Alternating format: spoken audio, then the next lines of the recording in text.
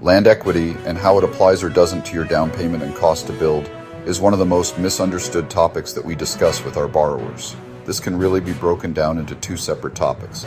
The first is how the land you own can be used to offset your down payment. The second is, can it actually offset any of your costs to build? It's also good to understand how and why different lenders interpret things differently. Down payment. If a lender allows your land equity to satisfy your down payment, you're not actually paying for anything with that land. What the lender is doing is reviewing your land and construction plans to determine what the final value of the home will be. That's where your land equity comes into play. Let's say that you own a lot that's worth $100,000 and your cost to build your home is $300,000. For simplicity, we'll assume that both the land and home are worth exactly their cost. That means you already have $100,000 equity in a home that will be worth $400,000 when it's done. So you have 25% equity in your project.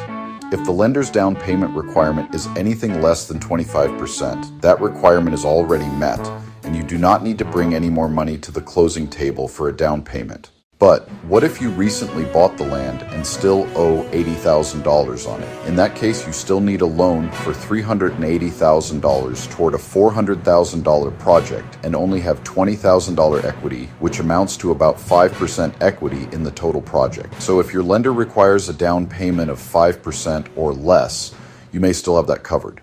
But if they require more than 5% down, you'll need to pay the difference at closing before any funds are released for you to build.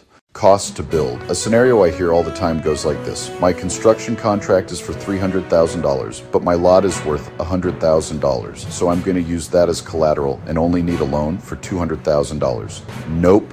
Wrong. Stop right there.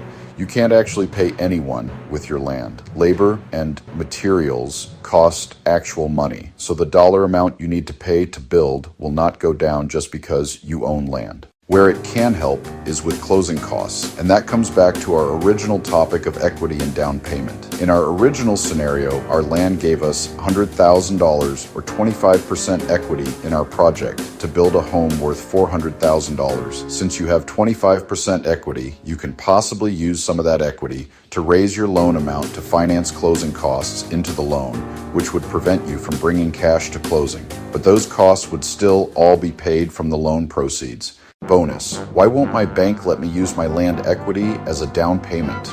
Good question. I can't say what I want to say about your shady bank, but I'll let you in on a little secret. That bank is testing the waters with your money. They probably require very high credit, very low debt ratios, and only approve traditional home types too.